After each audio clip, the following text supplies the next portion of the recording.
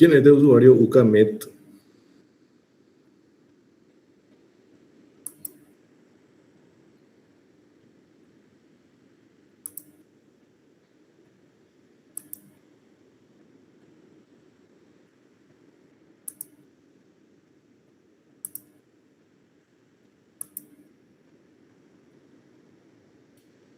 Ah,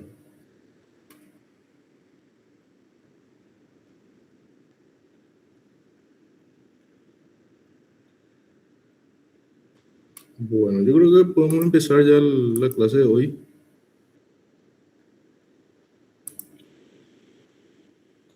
En honor al tiempo. Bueno, vamos a hablar rápidamente entonces de las generalidades.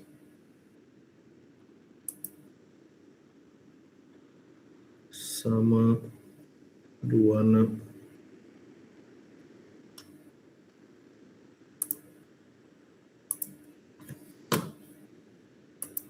A ver.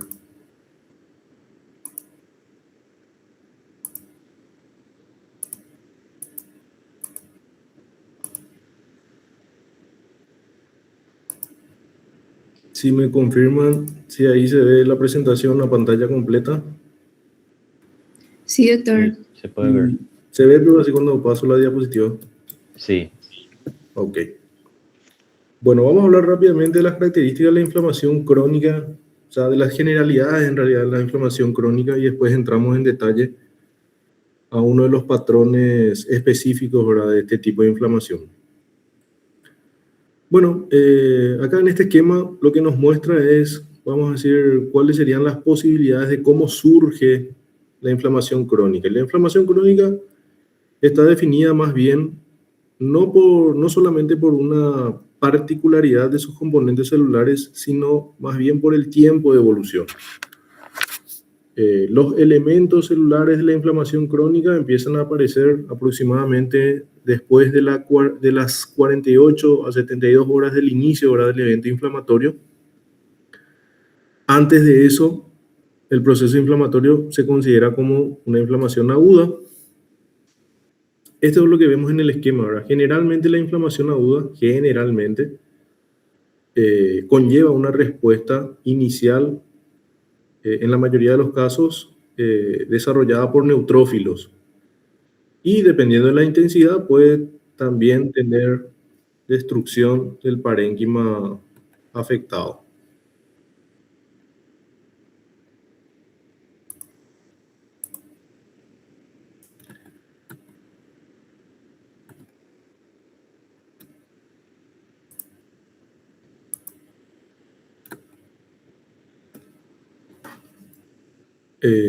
Puede haber también formación de abscesos, ¿verdad?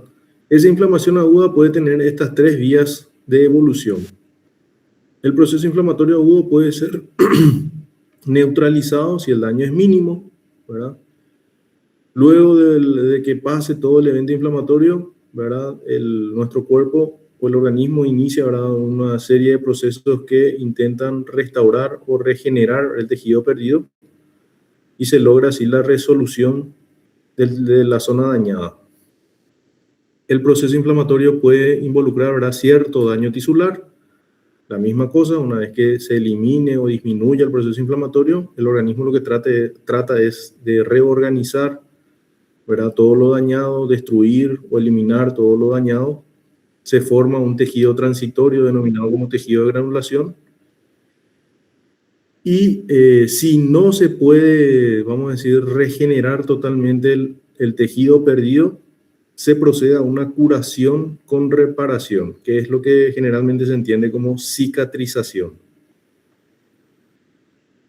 Y esta es la tercera vía que puede tener, ¿verdad?, el proceso inflamatorio agudo, ¿verdad?, de que el proceso persista y evolucione ya a una fase crónica.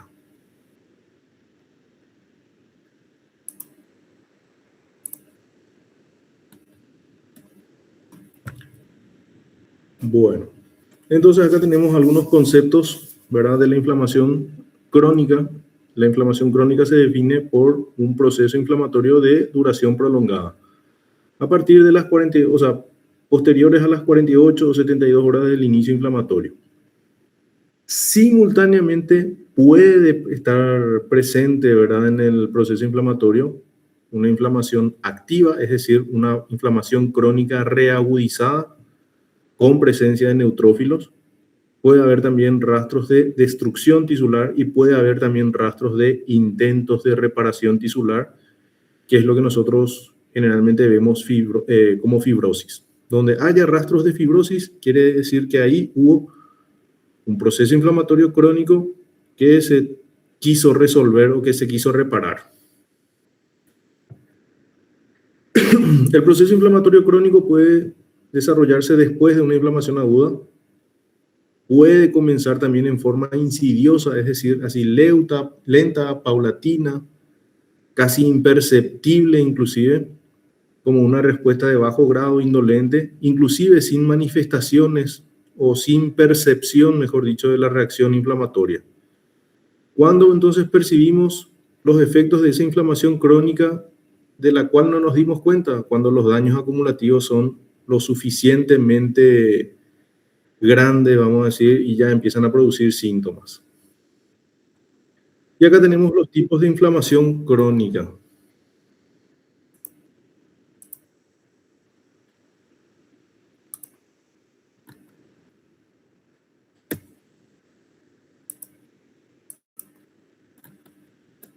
Los tipos de inflamación crónica, según el patrón, ¿verdad?, pueden corresponder a una inflamación crónica proliferativa no específica o inespecífica, que es lo que se da generalmente inmediatamente después del proceso inflamatorio agudo.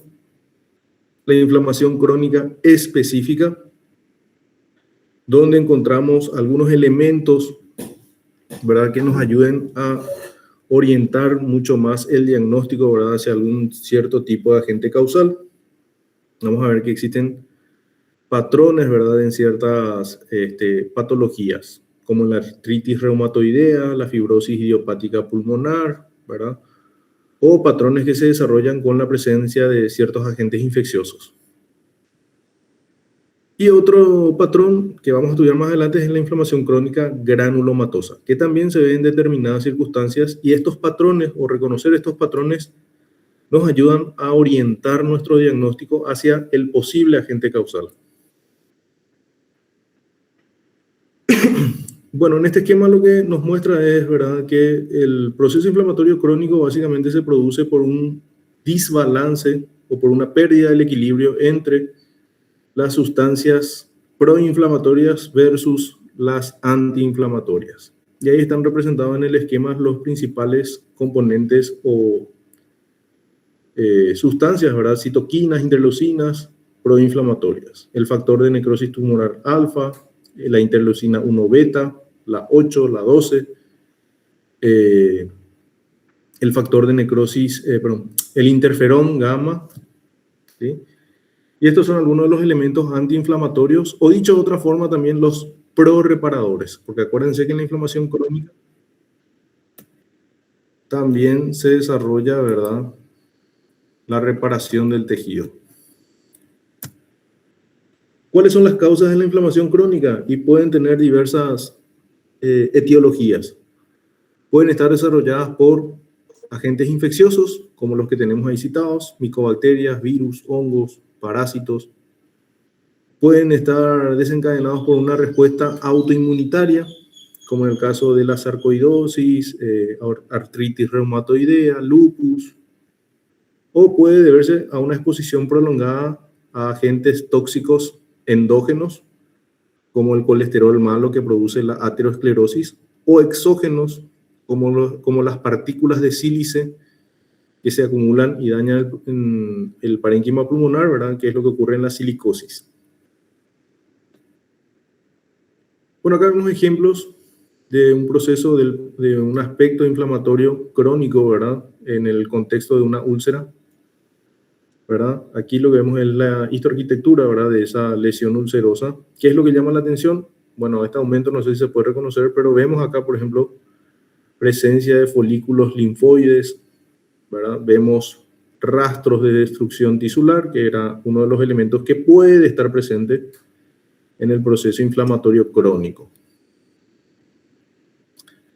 Y una úlcera gástrica no es una lesión que generalmente uno desarrolla de la noche a la mañana, ¿verdad? Por eso que se asume que esto sea una afectación ya crónica. Esto es lo que vemos o lo que se percibe, ¿verdad? Como rastros de intento de reparación. La evidencia de fibrosis. ¿Cómo se percibe la fibrosis a la macroscopía? Y se ve esta línea, o lo que vemos acá como esta línea engrosada blanquecina, ¿verdad? Acá nos dice que este órgano es el pulmón, entonces esto que vemos acá en la periferia debería ser la pleura, y la pleura generalmente es una serosa finita, sin embargo acá vemos una estructura muy engrosada, ¿verdad? Probablemente afectada por la fibrosis. Bueno, acá también vemos otro corte histológico de lo que nos dicen que es el parénquima pulmonar. ¿Qué es lo que llama la atención? Primeramente que no se reconoce nada de pulmonar en estas imágenes, pero sí llama la atención esto. El infiltrado inflamatorio, que acá sí podemos identificar que en su mayoría son linfocitos, y lo que señala la flecha naranja, este engrosamiento del tabique alveolar, ¿verdad? Que está lleno de fibras colágenas, ese aumento de espesor producto del depósito excesivo de fibras colágenas es lo que entendemos por fibrosis. Donde veamos fibrosis, ¿verdad? Podemos asumir de que esa fibrosis o ese exceso de colágeno acumulado es producto de un proceso crónico. Acá también vemos otro rastro de daños por acúmulo de colágeno o fibrosis, ¿verdad? En este caso, afectación de la estructura glomerular, que es lo que se ve en el contexto de una fibrosis glomerular en el parénquima renal. En esta imagen vemos una tinción especial donde las fibras colágenas están resaltadas de color azul, que es lo que señala esta flecha de color verde olivo, y la misma cosa acá la flecha naranja. Acá vemos también rastros de fibrosis miocárdica luego de un infarto.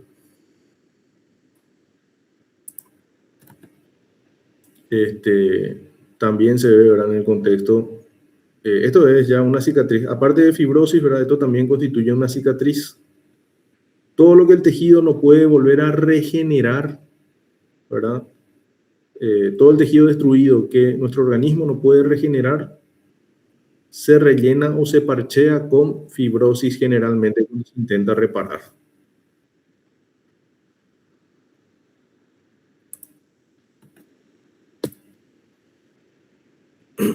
Acá también vemos otra imagen histológica, nos marca la flecha, ¿verdad? Los rastros de fibrosis en el contexto, en este caso de una hepatopatía, ¿verdad? Una enfermedad hepática. Esto es lo que se ve también, ¿verdad? En la cirrosis hepática, un depósito excesivo de colágeno que constituye, ¿verdad? Una fibrosis. Y donde vemos fibrosis, nuevamente, ¿verdad? Podemos deducir de que en ese lugar hubo un proceso inflamatorio crónico. Acá también más de lo mismo, nos indica la imagen, ¿verdad? Que esto corresponde a una muestra, ¿verdad? De pleura pulmonar, y vemos que prácticamente la fibrosis está abarcando todo el campo visual. Y vemos también ahí rastros de calcificación distrófica, ¿verdad? Que es lo que está señalado con la flecha verde. En la inflamación crónica, generalmente estos son los elementos celulares que participan, ¿verdad? Así como en la inflamación aguda, generalmente participaban los neutrófilos. En la inflamación crónica cambian los elementos celulares y son estos los que se encuentran generalmente en los cortes histológicos. Infiltrado inflamatorio a predominio de linfocitos, macrófagos y plasmocitos. Aquí vemos un corte histológico donde nos señalan, ¿verdad? El gran acúmulo de linfocitos en este tejido.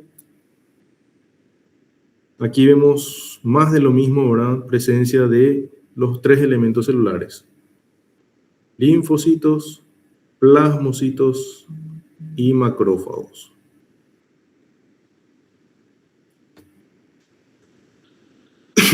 Este es nada más que un recuerdo de dónde derivan los macrófagos. Los macrófagos forman parte del sistema mononuclear fagocítico. se denominan monocitos cuando están circulando dentro de la sangre, y una vez que salen de la sangre y se adentran, vamos a decir, en el tejido conjuntivo o en el tejido donde se trasladen, se denominan ya ahí macrófagos. Algunos macrófagos tienen nombres peculiares según el lugar donde se encuentren. Por ejemplo, los macrófagos del hígado, que se llamaban células de Kupffer, los del sistema nervioso central, que eran los microgliocitos o células de la microglia. El macrófago viene a ser el elemento que, vamos a decir, comanda, dirige y coordina, ¿verdad?, el reclutamiento, el proceso inflamatorio crónico, así como los intentos de reparación. ¿Cómo lo hace? Y una vez activado, aparte de cambiar su configuración, su aspecto morfológico, también empieza a secretar una gran cantidad de sustancias. Y esas sustancias son las que actúan como quimiotácticos y ayudan al reclutamiento y modificación del microambiente inflamatorio. Cuando un macrófago se activa, generalmente aumenta de tamaño. Eso sí podemos percibirlo en la microscopía. Y lo que no podemos percibir es la funcionalidad que va cambiando, ¿verdad? Aumenta la actividad lisosomal, aumenta la secreción de productos biológicamente activos y prolonga un poquitito más su tiempo de vida. Los macrófagos pueden activarse por dos vías. La vía clásica, que es inducida por los elementos ahí citados, y la vía alternativa por también estos elementos citados. ¿Cuál es la diferencia? Un macrófago activado por la vía clásica generalmente es un macrófago proinflamatorio, o sea, prodestructivo, por así decirlo. Y un macrófago activado por la vía alternativa es un macrófago que generalmente trata de contener más la inflamación o secreta sustancias que posteriormente van a ayudar a reparar o intentar reparar, ¿verdad?, la zona dañada por la inflamación. Este es un esquema que ustedes tienen en su libro donde indica, ¿verdad?, las vías de activación del macrófago. La vía alternativa, que está indicada hacia el lado con el fondo verde claro, hacia la mitad derecha de la pantalla, y la vía clásica, que está indicada con ese color de fondo cremita, ¿verdad?, indicado hacia el lado izquierdo, de la mitad izquierda de la pantalla.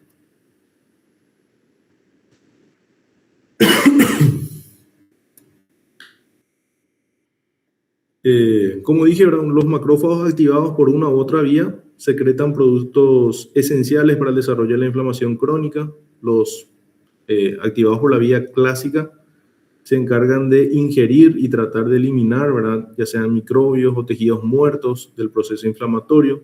Los macrófagos activados por la vía alternativa serían los que inician, ¿verdad?, el proceso de reparación.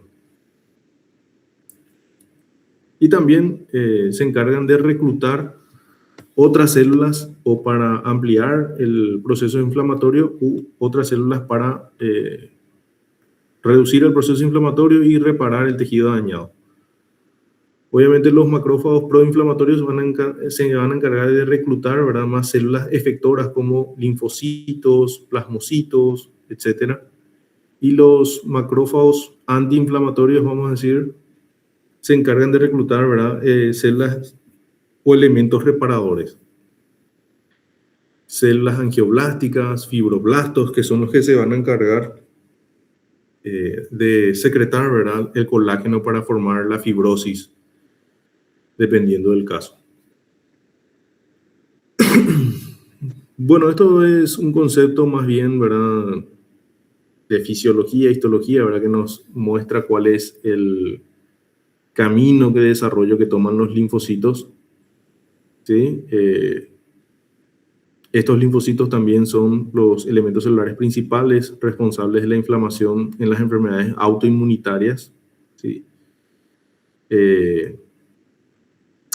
Vemos ahí que los linfocitos B son los que pueden evolucionar y transformarse en linfocitos B de memoria o en células plasmáticas o plasmocitos. Y estos últimos son los que se encargan de secretar las inmunoglobulinas, ¿verdad?, en nuestro organismo.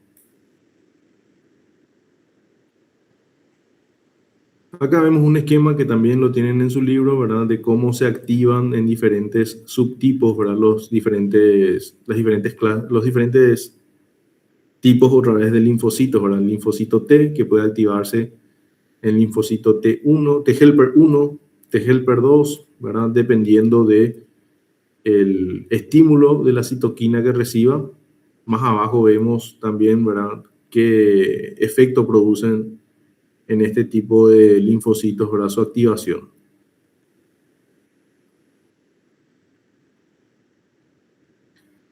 Aquí vemos cómo los linfocitos en este esquema, que también lo tienen en su libro, ¿verdad?, una vez activadas estas células, actúan, ¿verdad?, de manera bidireccional, y estas interacciones desempeñan un papel importante para la propagación de la inflamación crónica y el reclutamiento, ¿verdad?, de más células efectoras.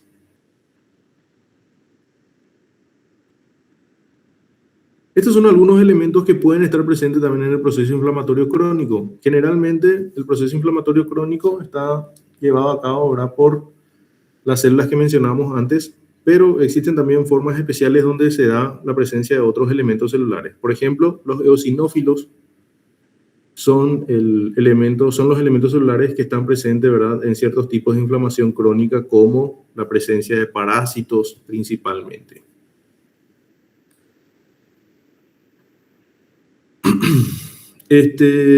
Como había también, seguramente escucharon excepciones, vamos a decir, al elemento celular involucrado en el proceso inflamatorio agudo, ¿verdad? Generalmente sabemos que el proceso inflamatorio agudo es desarrollado por los neutrófilos, ¿sí?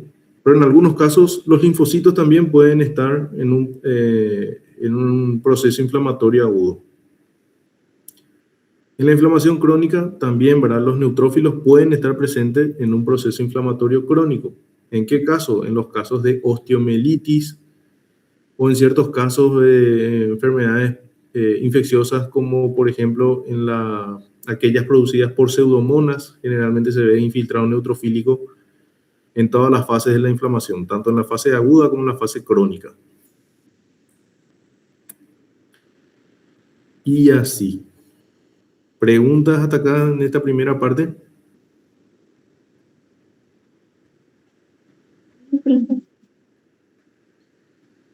¿Eh? ¿Hola? No, profe. Bueno. Entonces vamos a continuar con la segunda parte, que corresponde a la inflamación, al patrón crónico granulomatoso. La inflamación crónica granulomatosa es un patrón morfológico, o sea, un patrón, un tipo de inflamación crónica que tiene, vamos a decir, sus imágenes o sus componentes un poco más organizados y son capaces de identificar.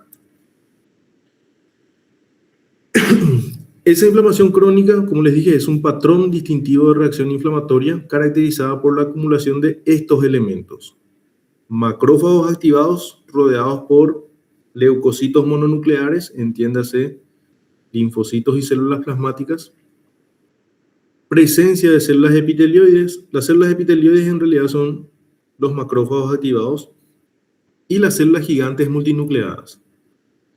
Las células gigantes multinucleadas, otra vez, ¿verdad?, representan la fusión de esas células epitelioides o la fusión de macrófagos.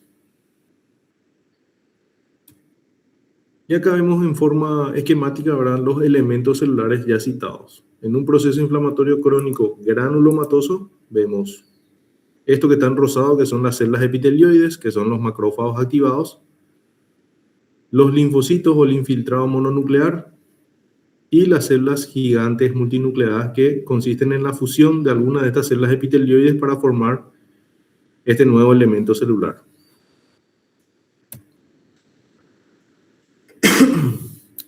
No todos los procesos inflamatorios crónicos evolucionan, vamos a decir, a esta forma, a este patrón. Reconocer este patrón granulomatoso nos ayuda a orientar nuestro diagnóstico. Es decir, existen ciertas enfermedades conocidas nada más que desarrollan este patrón. No todas las inflamaciones crónicas van a desarrollar, ¿verdad?, la forma granulomatosa. ¿Qué tipo de agentes etiológicos, ¿verdad?, desarrollan este patrón? Y generalmente ciertas bacterias, como la micobacteria de la tuberculosis, la mayoría de los hongos, partículas de cuerpo extraño también, ¿verdad?, elementos de sutura, el hilo, eso que se le olvidó al cirujano, ¿verdad?, o cualquier otro cuerpo extraño vegetal que haya ingresado a nuestro organismo.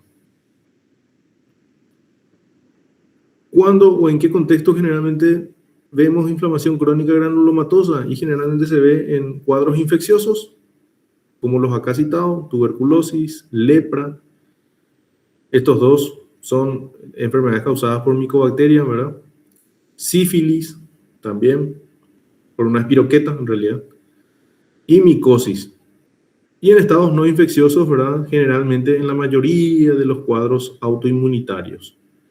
Artritis reumatoidea, enfermedad de Crohn, sarcoidosis o presencia de algún cuerpo extraño propiamente.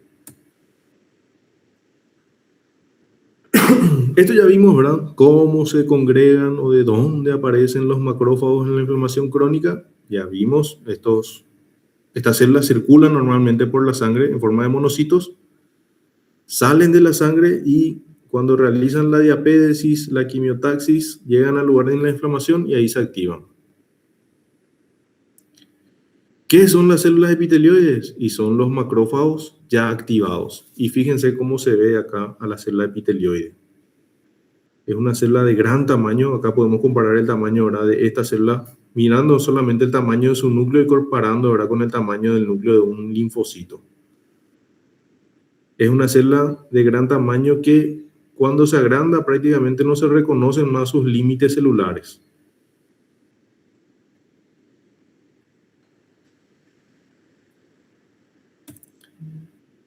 Ahí vemos las características citológicas del macrófago activado de la célula epitelioide. Núcleo más grande, semejante al de un fibroblasto, pero tipo un fibroblasto de gran tamaño. Cromatina más laxa, más abierta. Poco citoplasma definido. Y generalmente se disponen en grupos más o menos cercanos. Esas células epitelioides o los macrófagos activados se pueden fusionar, por así decirlo, ¿verdad? Y según el tipo de patrón que adopten los núcleos de esas células fusionadas, reconocemos dos tipos de células gigantes. Las células gigantes multinucleadas de tipo Langerhans, que generalmente se ve asociada a los granulomas de tipo inmunológico, es decir, aquellos granulomas que se ven en el contexto generalmente asociados a antígenos biológicamente activos. ¿A qué me refiero con antígenos biológicamente activos? Puede ser un antígeno proveniente de un microorganismo, bacterias, hongos, ¿verdad? Alguna partícula propia de nuestro cuerpo, pero que nuestro sistema inmunitario, ¿verdad?, por un defecto lo reconoce como extraño. O sea, antígenos de origen biológico. Y el cuerpo extraño, o la célula gigante, mejor dicho, multinucleada de tipo cuerpo extraño, fíjense que tiene sus núcleos agrupados dentro de un mismo citoplasma también, ¿verdad?, pero distribuidos al azar, sin un orden determinado.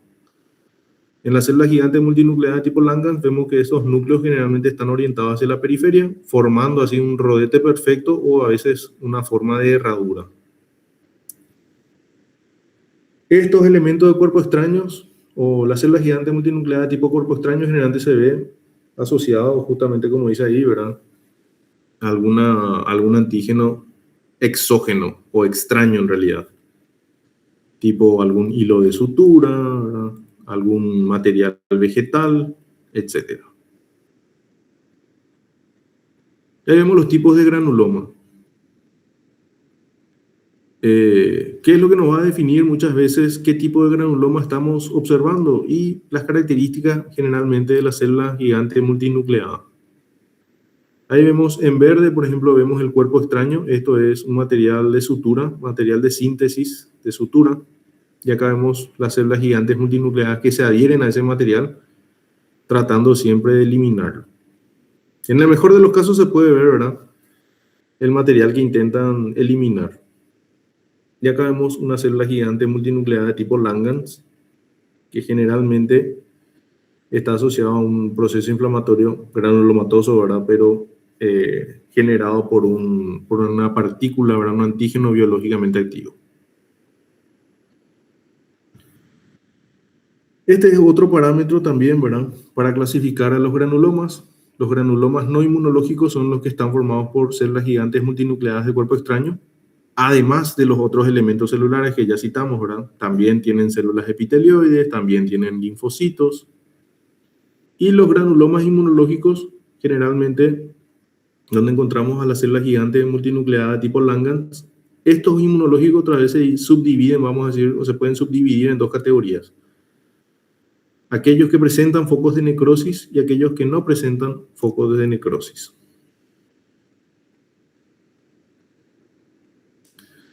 Ahí vemos con más detalle las características del granuloma inmunológico. Está producido por agentes capaces de inducir una respuesta inmunitaria mediada por células. Participan de este tipo de granuloma los macrófagos, ¿verdad?, los linfocitos y las células gigantes multinucleadas. Vemos también, ¿verdad?, cómo se produce la proliferación linfocítica y la secreción de citoquinas, cuáles son las principales citoquinas, ¿verdad?, y sus efectos en el proceso inflamatorio. Y en este esquema vemos justamente qué produce la activación de los macrófagos. Acá vemos a la célula presentadora de antígeno, que en realidad es un macrófago, porque esa también es su función, y cómo activa, ¿verdad?, a los linfocitos, en este caso el linfocito TCD4 helper 1, ¿verdad?, qué tipo de citoquinas se empiezan a secretar a partir de esa interacción y qué efectos tiene sobre otros elementos celulares. Bueno, acá vemos parte de un granuloma. Fíjense que esto ya podríamos considerar un granuloma. Si bien es cierto, acá no se ve la presencia de células gigantes multinucleadas, pero se ven los otros elementos del granuloma. Acá nos están señalando a los macrófagos y acá se ve la corona de linfocitos. Estos son macrófagos o células epitelioides, y acá vemos a mayor detalle el aspecto de una célula epitelioide, o sea, un macrófago activado. Situaciones en las que vemos los granulomas, ¿verdad? Generalmente lo vemos en el contexto de una tuberculosis, un granuloma constituido por células epitelioides. Por fuera vemos, o sea, ¿por fuera de qué? Por fuera de esto que es la necrosis caseosa central, esta área eosinofílica amorfa consiste en la necrosis caseosa central. Por fuera de esto vemos a fibroblastos, linfocitos, histiocitos o macrófagos y las células gigantes multinucleadas de tipo Langerhans. Generalmente se presenta con necrosis. Dependiendo del momento o el trazado del corte, esa necrosis puede o no verse, ¿verdad?, en los cortes histológicos. Ahí nuevamente vemos una célula gigante multinucleada. En este caso se captó la imagen o se vio el corte histológico cuando esta célula está empezando a formarse, ¿verdad? Todavía no sabemos el arreglo que van a tener estos núcleos dentro de este citoplasma. Por fuera vemos la corona de linfocitos y acá vemos a las células epitelioides en su mayoría. Acá vemos una, otra. Ahí vemos múltiples focos granulomatosos. Esto que nos señalan las flechas de color celeste sería la presencia o la zona de congregación, ¿verdad?, de las células epitelioides. Y la flecha amarilla señala la corona de linfocitos que generalmente se ve. Ahí vemos una imagen de mayor aumento. La flecha verde, pero nos marca la presencia de una célula gigante multinucleada, en este caso de tipo Langerhans. Y las flechas amarillas nos marcan la presencia de las células epitelioides. Acá más de lo mismo. Y ahí vemos una imagen de bajo aumento, ¿verdad? O más panorámica, donde vemos señalada con la flecha azul marino, se ve el centro de la necrosis, en este caso en un granuloma caseificante, ¿verdad? La punta de flecha nos marca la presencia de las células gigantes multinucleadas. Acá se ve una, acá se ve otra, acá otra, acá también se ve otra y otra célula gigante multinucleada. La inflamación o el patrón granulomatoso, además de la tuberculosis, se ve también en las micosis, o sea, en las infecciones por hongos. Y ahí la flecha verde también nos marca la presencia de una célula gigante multinucleada que está empezando a formarse. La amarilla nos marca el infiltrado linfocítico y la verde que está arriba nos marca el aspecto de las células epitelioides. Acá vemos un granuloma supurativo. ¿Supurativo por qué? Porque en verde está señalado la zona donde se concentran los neutrófilos, que son los que causan la pus, el pus, mejor dicho. En el mejor de los casos, en el granuloma se puede ver la presencia del microorganismo agente causal, ¿verdad?, del proceso inflamatorio. En este caso, este microorganismo pertenece a un hongo, ¿verdad?, que es el cromoblasto. Y acá vemos ejemplos de granulomas que se forman, ¿verdad?, en un proceso autoinmunitario o autoinflamatorio, por darle un nombre, ¿verdad?, como en el caso de la sarcoidosis. En este ejemplo, o en este tipo de inflamación autoinmunitaria, generalmente no vemos zonas de necrosis caseosa. La necrosis caseosa es prácticamente patognomónica, hasta si se quiere, de la tuberculosis. Acá vemos un granuloma también formado, ¿verdad?, en una lesión asociada a la lepra. ¿Qué elementos del granuloma vemos acá? Y principalmente células epitelioides y un infiltrado de linfocitos. Todavía no vemos la presencia de células gigantes. Acá nos muestra la flecha celeste, ¿verdad?, que esto corresponde a un corte histológico de piel. Acá vemos la epidermis y la lesión generalmente se desarrolla acá en la zona de la dermis. Acá vemos algunas células epitelioides más o menos que se están fusionando para formar después la célula gigante. Y este es el esquema que nos muestra cómo se forman los granulomas no inmunológicos, generalmente provocados por la presencia de cuerpos extraños inertes, un material generalmente de gran tamaño, que le cuesta al organismo, ¿verdad?, fagocitar o eliminar o erradicar, ¿verdad?, de ese lugar. Y vemos así la presencia de células gigantes multinucleadas de tipo reacción a cuerpo extraño. Las reconocemos fácilmente por la disposición de sus núcleos distribuidos al azar dentro de ese citoplasma compartido. En el mejor de los casos, dentro del citoplasma de esta célula se puede ver, ¿verdad?, el elemento de cuerpo extraño que están intentando eliminar, que puede ser una fibra de hilo, un elemento vegetal o ese tipo de cosas. Y así. ¿Alguna pregunta o duda? Súper claro todo, profe.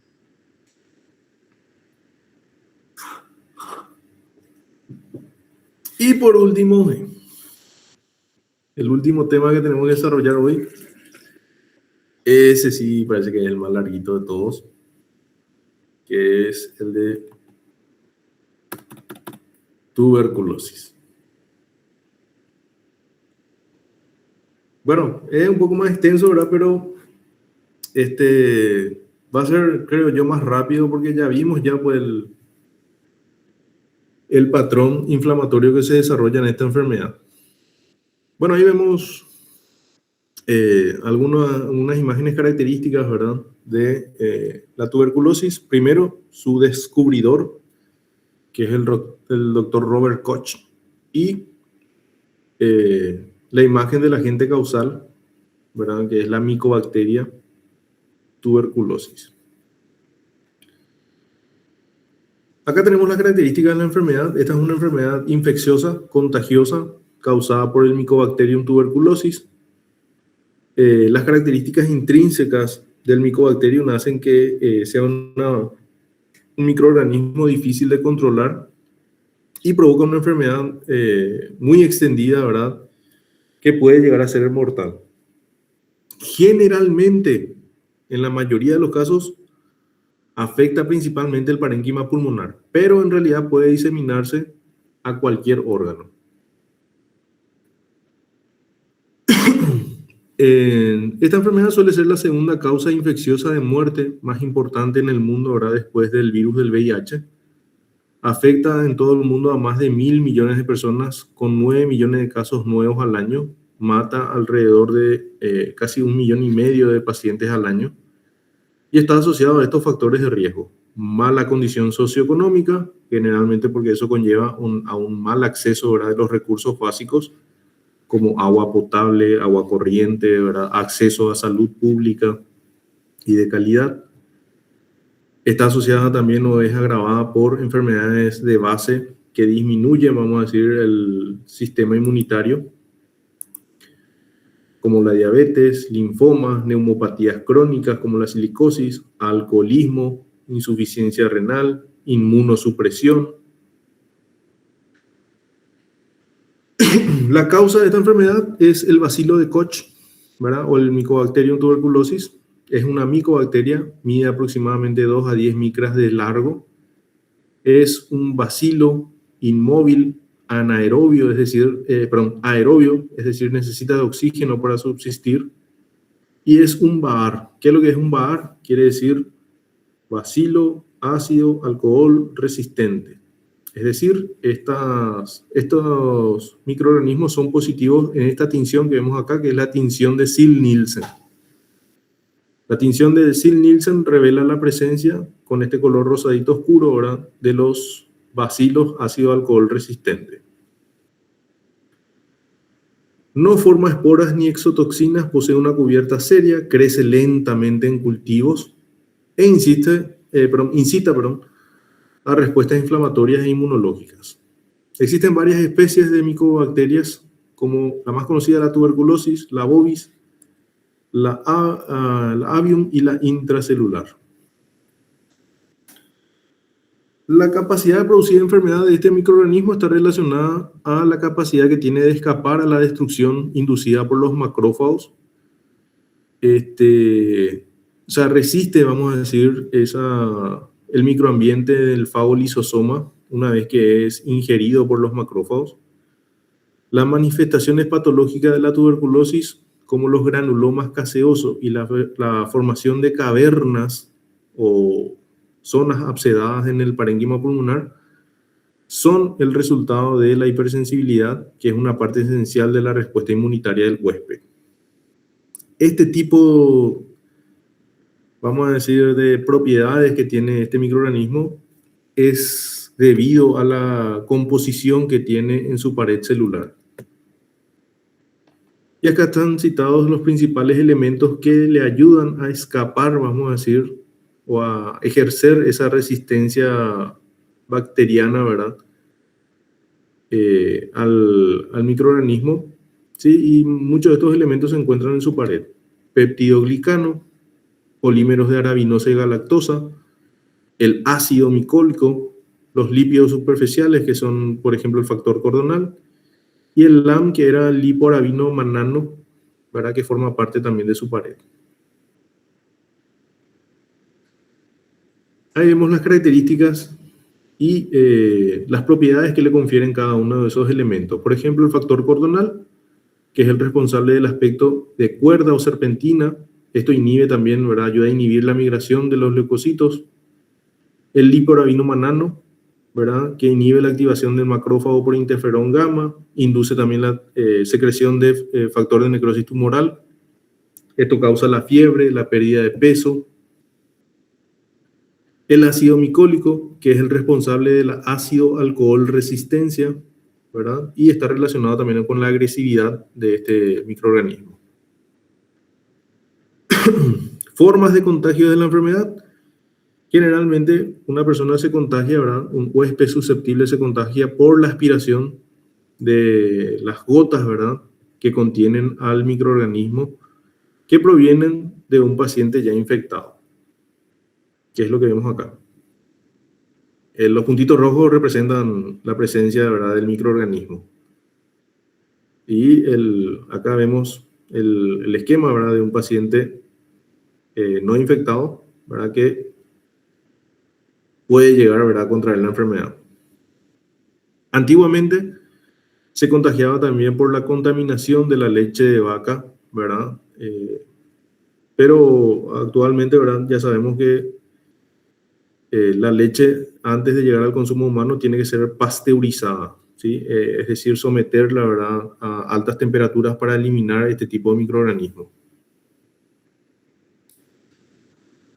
Aquí.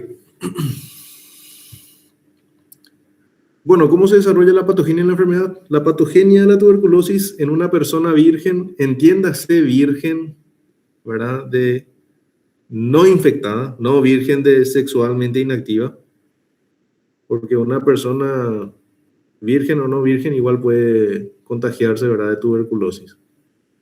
Una persona virgen, o sea, no infectada, inmunocompetente también, ¿verdad?, depende del desarrollo de la inmunidad celular, ¿sí?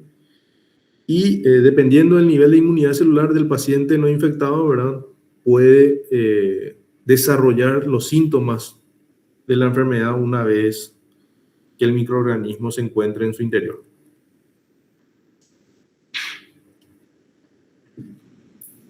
Fíjense en este esquema, ¿verdad? Acá tenemos al microorganismo, vamos a decir que está dentro de las gotitas inhaladas.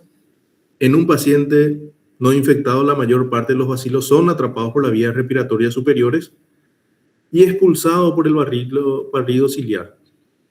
Acuérdense que gran parte del tracto respiratorio, ¿verdad?, desarrolla una función protectora. Las células caliciformes secretan el moco, actúa como una trampa pegajosa. Las células ciliadas movilizan el moco, ¿verdad? Y de esa forma se realiza la protección del tracto respiratorio. Muchos de esos bacilos en un paciente inmunocompetente son atrapados y eliminados por esa vía. Y menos del 10% de lo inhalado generalmente llega hasta los alveolos. Una vez ahí en el espacio alveolar es donde pueden penetrar en el macrófago por endocitosis, ¿verdad?, a través de la interacción de ciertos receptores como la manosa del macrófago y el liporabinomanano del bacilo. Y en el interior del macrófago ocurre ahí la replicación logarítmica, ¿verdad?, exponencial del bacilo dentro del fagosoma. ¿Qué pasa en el fagosoma? Los receptores del microorganismo hacen que se bloquee la fusión de ese fagosoma con los lisosomas y por eso es que, vamos a decir, puede sobrevivir, vamos a decir, mucho tiempo, ¿verdad?, dentro de este elemento celular. Se replica, ¿verdad?, en forma rápida, o mejor, se replica en forma logarítmica, ¿verdad? Y cuando la replicación es tan extensa puede llegar a romper, vamos a decir, los límites del macrófago y así diseminarse en forma adyacente.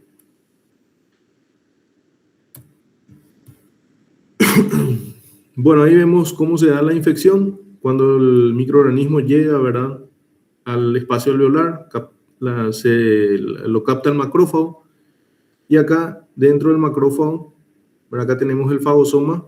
Este fagosoma nunca llega, vamos a decir, a unirse con los lisosomas y dentro de ese fagosoma es donde se produce la replicación. Después de 3 semanas es donde generalmente empiezan ya los síntomas más predominantes. Esto es lo que ocurre también, ¿verdad? Los macrófagos que tienen al microorganismo presentan su complejo de histocompatibilidad de tipo 2, donde se encuentran algunos de los fragmentos del antígeno bacilar. Esto lo presentan a los linfocitos T, CD4, ¿verdad? Y empieza la secreción de ciertas sustancias cuando hay esa interacción. Ahí vemos la serie de eventos o efectos que tienen en esos elementos celulares. En el linfocito T, helper 1, CD4, ¿verdad? Empieza la secreción de interleucina 2. Esto promueve la proliferación autócrina y parácrina de otros linfocitos. Empiezan a secretar también factor de necrosis tumoral, que actúan localmente en las células endoteliales produciendo vasodilatación, aumento de la expresión de moléculas de adhesión, reclutamiento de monocitos y algunos linfocitos NK, ¿verdad?, que reconocen a las células infectadas y tratan esto, ¿verdad?, produciendo la muerte celular, por así decirlo, o áreas de necrosis. El linfocito TSD4 helper 1 también secreta interferón gamma, que promueve la activación macrofágica, estimula la formación del fagolisosoma, estimula también la expresión de la sintatasa, ¿verdad?, óxido nítrico. Y acá vemos qué efecto tienen los macrófagos activados. Se transforman en células epitelioides, se fusionan para formar células gigantes y secretan también otras quimiosinas para el reclutamiento de otros elementos celulares. El granuloma o la formación del granuloma en realidad es la forma de expresión de las reacciones de hipersensibilidad de tipo 4 o mediadas por célula. Acá vemos algunas pruebas que se realizan generalmente en algunos pacientes con sospecha de enfermedad, ¿sí? La prueba de tuberculina o PPD se realiza en personas previamente sensibilizadas, o sea, infectadas o que hayan tenido una infección, ¿verdad?, pero que no siempre tienen síntomas de la enfermedad. ¿Qué es lo que se realiza? Se realiza una inyección subcutánea de los antígenos de la bacteria, ¿verdad?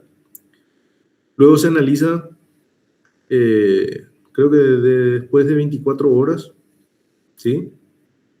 24 a 72 horas, y se mide la zona de inoculación, ¿sí? Generalmente, si la prueba es positiva, se produce un enrojecimiento e induración, ¿verdad?, que tiene su pico máximo en este tiempo, entre las 24 y 72 horas.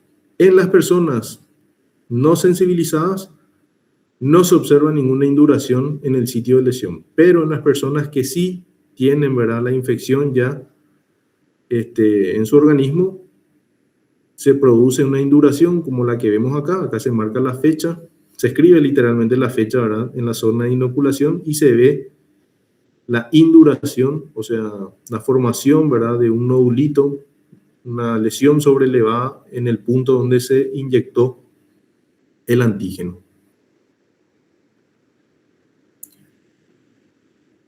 Anatomopatológicamente, este es el patrón que puede llegar a producir, ¿verdad?, la inflamación, la infección por tuberculosis. Generalmente produce un granuloma, un patrón granulomatoso que puede estar presente con o sin necrosis caseosa. Sin necrosis caseosa, que es lo que vemos acá en la imagen de la izquierda, y con necrosis caseosa, que es lo que está señalado con la flecha amarilla. Estos son algunos conceptos que tenemos que tener en cuenta para hablar, ¿verdad?, del proceso de infección o del proceso, ¿verdad?, de la tuberculosis. ¿A qué se denomina infección por tuberculosis? Al crecimiento del bacilo en el organismo con o sin síntomas de la enfermedad. O sea, un paciente infectado puede o no tener síntomas. Tuberculosis activa, cuando el paciente infectado tiene rastros de la enfermedad, ¿verdad?, es sintomática o hay rastros de lesión en algún órgano. ¿A qué se denomina tuberculosis primaria? Es la primera exposición del organismo, ¿verdad?, de la persona al bacilo, con una evolución que puede ser indolente, inaparente o desapercibida, ¿verdad?, o puede ser una infección primaria que produzca síntomas desde el inicio y pueden ser bastante agresivas. ¿Y a qué se denomina tuberculosis secundaria? Una tuberculosis secundaria puede ser una reactivación de una tuberculosis primaria, o sea, ese paciente que ya tenía luego el virus ¿verdad? Y que no se dio, el virus, digo, el microorganismo y no se dio cuenta, luego de un tiempo, ¿verdad? Puede desarrollar la enfermedad o síntomas de la enfermedad. Pero el microorganismo ya estaba ¿verdad? En su interior. O puede ser una reinfección endógena, es decir, tenía el microorganismo, vamos a suponer que lo adquirió, ¿verdad? A través de la aspiración de la vía respiratoria, y pasado un tiempo ese microorganismo, ¿verdad? Llegó a un vaso sanguíneo, se diseminó y produce la enfermedad en algún otro órgano, ¿verdad? Extrapulmonar. Bueno, vamos a ver las características de la tuberculosis primaria, donde generalmente se desarrolla una lesión denominada como complejo de Ghon. La tuberculosis primaria se desarrolla en una persona no expuesta previamente al bacilo y por tanto no sensibilizada, ¿verdad? A este microorganismo. El microorganismo o el origen del microorganismo, cómo llega al paciente en este caso, siempre es en forma exógena. El 5% de estos pacientes desarrollará la enfermedad clínicamente, ¿verdad? Va a desarrollar síntomas, pero la mayoría de los pacientes infectados ni se dan cuenta de su infección y albergan al microorganismo, ¿verdad? Durante X tiempo, ¿verdad? Pueden ser semanas, meses o inclusive años sin desarrollar la enfermedad. Pero puede ya estar infectado. ¿Qué es lo que sí desarrollan generalmente los pacientes con la infección primaria? La lesión denominada como complejo de Ghon, que es una lesión que suele tener 1 a 15 milímetros de diámetro. Generalmente suele ser subpleural o en los lóbulos superior, en la parte superior, perdón, del lóbulo inferior, o en la parte inferior del lóbulo superior, o dicho de otra forma, ¿verdad? En la zona media del parénquima pulmonar. También puede afectar a ganglios linfáticos regionales, porque dijimos que este microorganismo es endocitado por los macrófagos. Los macrófagos son células presentadoras de antígeno, pueden migrar también, ¿verdad?, los ganglios. Histológicamente, perdón, desarrollan granulomas, ¿verdad?, con o sin necrosis.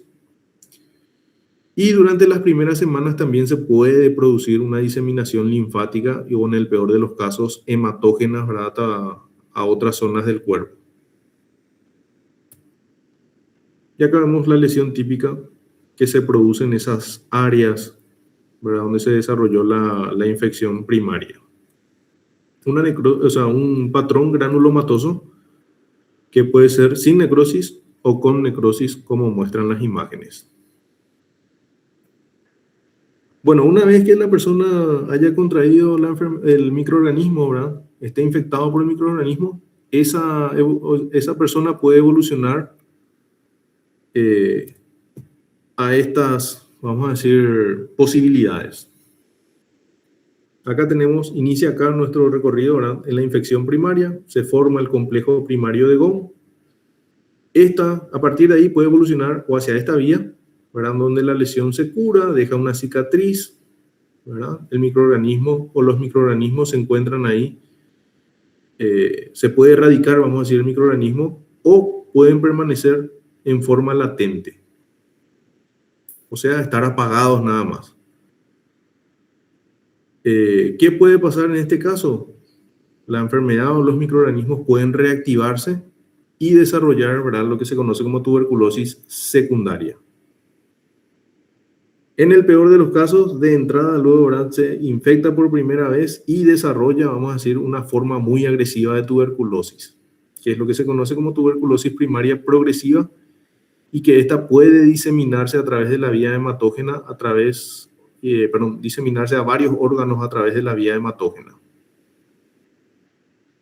Dijimos que puede permanecer en forma latente, puede reactivarse y generar cuadros asociados a la inflamación, a la tuberculosis secundaria, ¿verdad? Esa tuberculosis secundaria generalmente se caracteriza, ¿verdad?, por este tipo de lesiones que suele provocar en el parénquima pulmonar. Zonas cavitadas, ¿verdad?, de lesiones pulmonares, o también puede diseminarse a través de la vía hematógena y afectar cualquier otro órgano.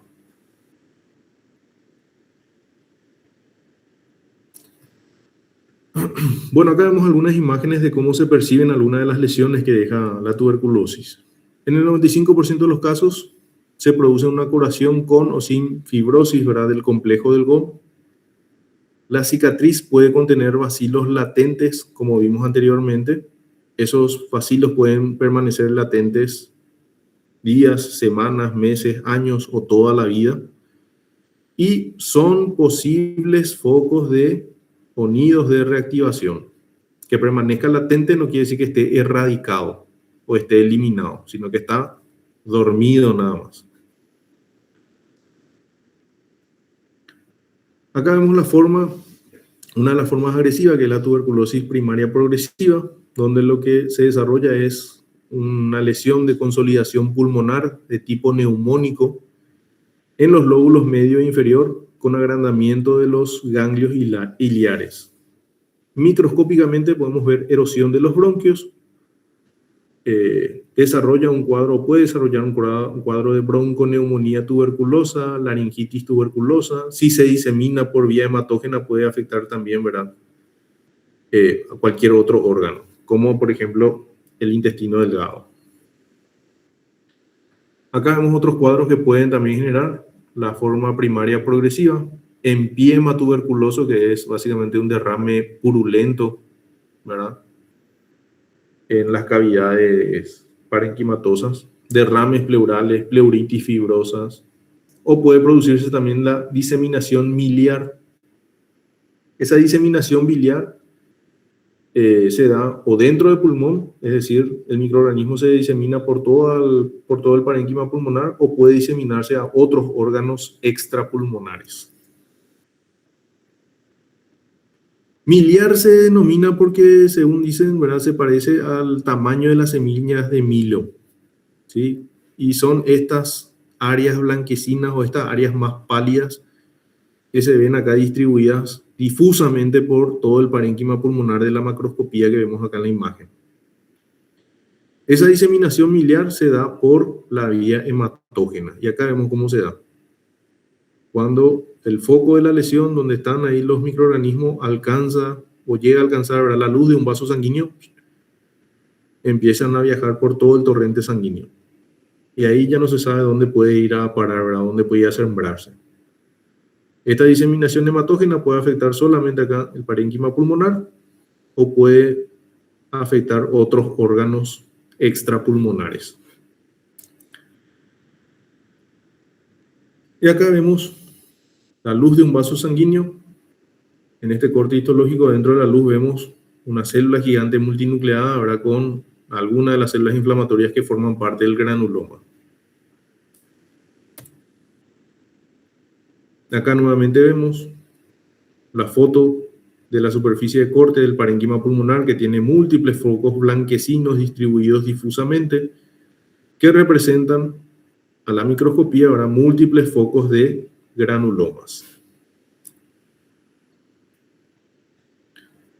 Acá tenemos la otra forma de expresión de la enfermedad, que es la tuberculosis secundaria, cuando existe una reactivación de la enfermedad primaria, ¿verdad?, o del sitio de infección primaria, o una reinfección del huésped, ¿verdad?, por el mismo microorganismo, ¿verdad?, en forma exógena.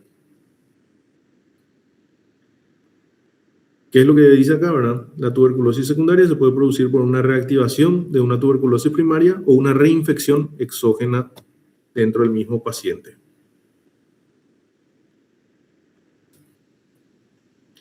¿Qué lesiones generalmente produce la tuberculosis secundaria? Y generalmente produce lesiones de cavitación cuando afecta al parénquima pulmonar. Esa respuesta tisular suele ser rápida y marcada, y con eso se tiende a aislar el foco de infección.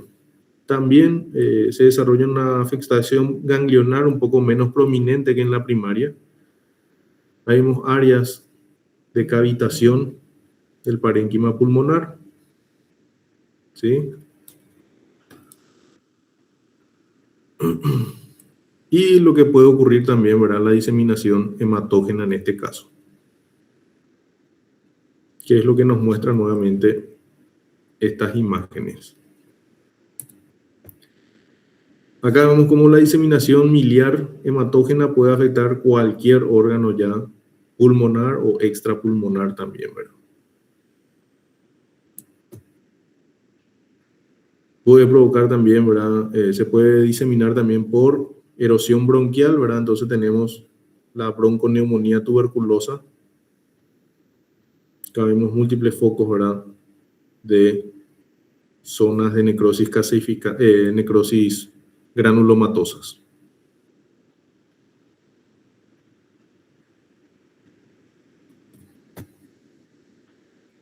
Y acá vemos la imagen, ¿verdad? De la histología de lo que podríamos encontrar en esas zonas blanquecinas de lesión. Vemos un área donde se está formando la necrosis caseosa y acá hacia la periferia vemos células gigantes multinucleadas y la corona de linfocitos también por ahí.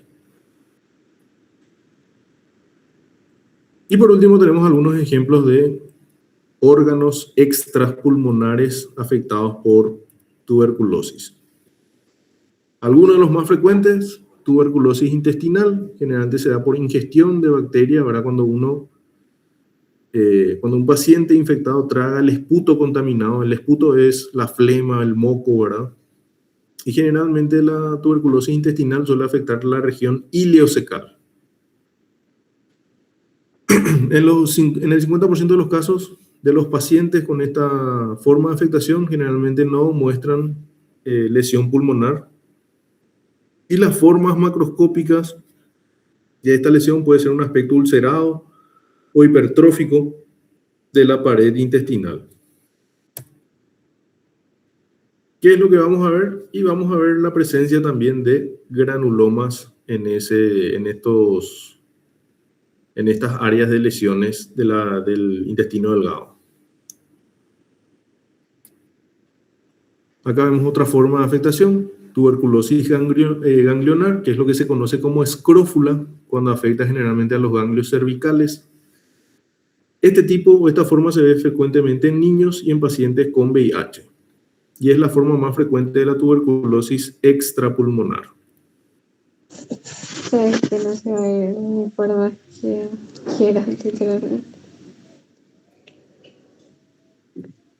No sé si era una pregunta o un comentario. Entiendo. Acá vemos imágenes de lo que encontraríamos en ese ganglio afectado. Esto corresponde al parénquima. O sea, ¿dónde tú estás diciendo que quieres o dónde me ferrote? ¿Alguien tiene su micrófono encendido?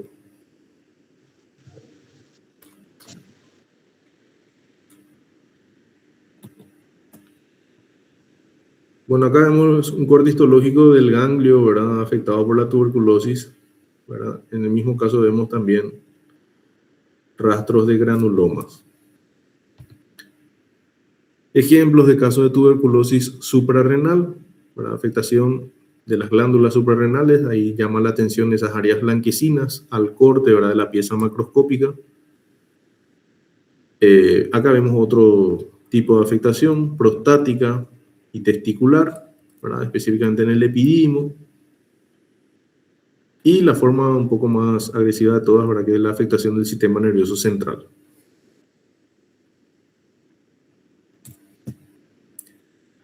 Esto es lo que es conocido también como mal de Popp, la tuberculosis osteoarticular, que guarda relación con la reactivación de focos hematógenos con o sin diseminación, ¿verdad? Procedente de ganglios linfáticos en los cuerpos vertebrales o paravertebrales. Y así. No sé si hay alguna pregunta, alguna duda. Este material está a disposición de ustedes, ¿verdad? En la plataforma del Classroom. Sí, profe. ¿Nos podría facilitar, por favor, la segunda presentación de hoy? No estoy encontrando en el Classroom ese. Voy a ver. Sí, le paso al doctor Flecha y él alza eso en la clase. Dale. En inflamación crónica parte 2 sería. Sí.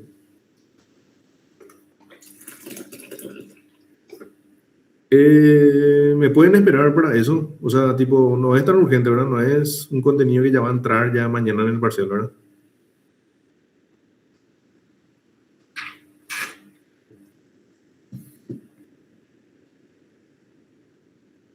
Hola.